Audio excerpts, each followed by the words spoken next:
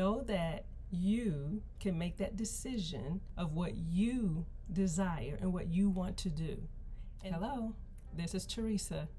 I am an emotional intelligence and life coach, and on this channel, we focus on personal growth and self-care. I was recently talking to a client, and the conversation evolved into what we will talk about today. We were talking, and in the conversation, the client stated, if I weren't so old, I would do blank. And I was taken aback because I know we're around the same age, and I'm like, I'm in my 50s too. What do you mean so old? I may be older, but so old. And we began to have this conversation, and the bottom line was this individual felt like they had never learned to budget money, so they didn't feel like they had an adequate savings account, or they didn't know how to invest. Like there was so many I don't know hows and I'm too old to, those type of statements. So the conversation continued to talk about, how you can start. And what I realized is many of us are overwhelmed with a lot of information. We're exhausted mentally, physically, emotionally. And although we live in a world where knowledge is everywhere, or should I say information is everywhere, sometimes we do need that support to get a little assistance to help us create a plan, break it down in steps. And so that's what we worked on. So today, I'm going to share with you what I shared with this individual of how to just start telling your money where to go. Because there may be others who are feeling this emotion of embarrassment or shame, and so they're scared, fearful just to ask. All right, so let's talk about this. I'm not going to say this is simple or easy. The process when you're getting ready to do anything new or different that you haven't done requires a mindset shift. And that isn't easy. And it's not that it's hard, but it does take a mindset shift. You have to think differently. Our thoughts have the ability to create our reality and our futures. So know that starting this, it's going to feel uncomfortable because it's new if this is something you're not used to. So first thing you need to do, you need to know where your money is going, because right now your money's just going. You're not directing it to go anywhere. It just does its own thing. So first is to track your expenses. Get you a paper, pencil, use your notes app, and track everything you spend. Everything.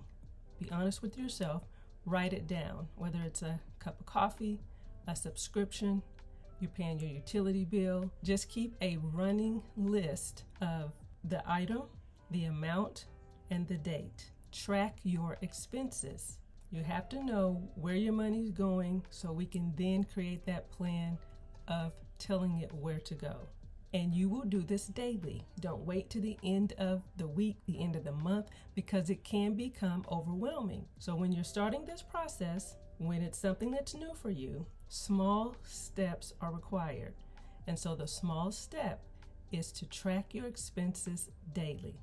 Now, when you're tracking your expenses, determine what that specified length of time of tracking will be for you. I actually recommend tracking them for a full 30 days so you can really get a big picture, more realistic of where your money goes over time.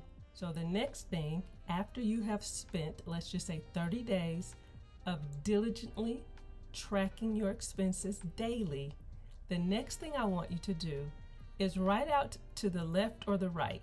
I want you to identify, is this a need? Put an N. Or is this a want? Put a W. So, cup of coffee is a want for me. My 3 or 4 subscriptions to streaming services, it's a want. When I go out to eat, that's something that I want. So my needs are car note, car insurance, paying my mortgage, rent. Those are needs. So you see the difference? Now, I'm not saying that there's anything wrong with wants versus needs, but the idea is to understand and be aware of where our money is going. It is to create us a picture so that we can see where the money is going and then take some control and tell our money where to go. Now, as you do this, you have to be honest with yourself. Is this your need or is it a want? And again, we're not saying there's a good or a bad.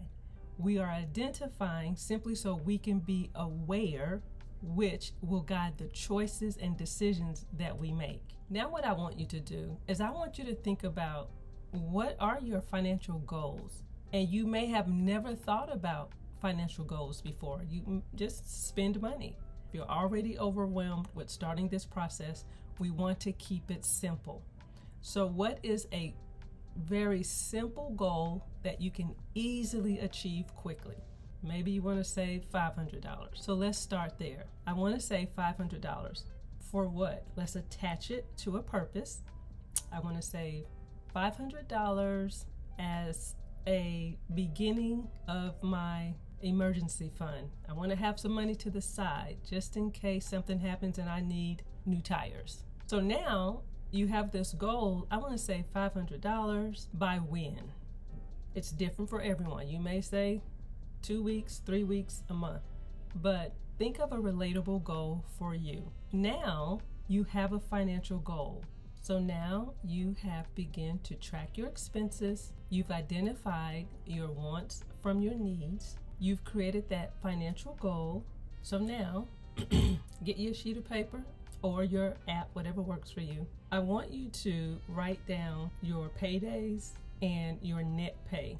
Your net pay is what you bring home. So if you get paid once a month, put that number. If you get paid twice a month, you put 2 numbers and the dates. You get paid weekly number, dates. And we want to do this, let's just say over the period of 1 month. So now when you add that up, you see what your net income is for the month. Now add up all your needs, total those, add up all your wants, total those. Now if that combined number of what you're spending, your needs and wants, is more than what you bring home, there's a problem. So from where we're starting, make that decision looking at your wants and determine what is it that you can get rid of for this short period of time until you get into this practice of telling your money where to go. So now, tracked, you've identified needs and wants, you have a goal, you have put on paper your income that you bring in, and you've identified your total wants, your total needs, and you have come to the decision that I am spending more, or I'm not spending more than my income, and I have a little cushion. Even if that's you have more money left, you still need to identify those wants. So now you have all of this preliminary information, and now it's time to create your budget, or what I like to call my abundance plan. You're going to tell your money where to go. Decide for your wants, what pay periods do they come out of? Do you break your rent up between 1st and 15th? And you're documenting all of this. And what you're going to realize is that the work is on the front end. Remember, I said it's not going to be easy, but it is going to take a mindset shift. It's going to take some time to create this cadence of you going through this process that's new to you. And remember, think of it like a baby. When a baby starts to crawl, kind of scoots first, starts to pull up, then it may take some wobbly steps, fall, get back up, walk eventually, and now you walk every day and you don't think about it. You put one foot in front of the other. That is how it will be in this process. It's going to be wobbly and shaky and emotional.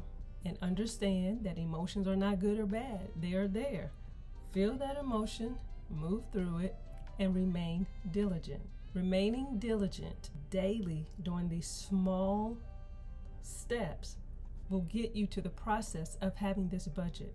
So as you are telling your money where to go, you're going to add that savings account, tell some money where to go. Remember, your goal is to get $500. And as you start seeing money increase, your funds increase, that's going to be an exciting feeling. Celebrate it.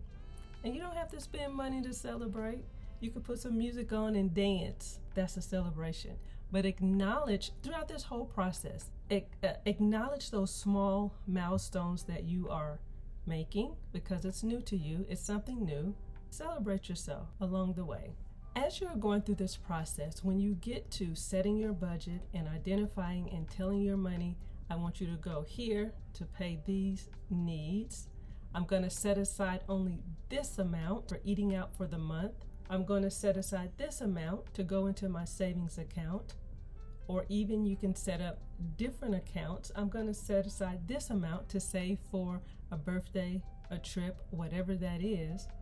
But as you are doing that, realize your spending plan is not set in stone. You may need to make adjustments.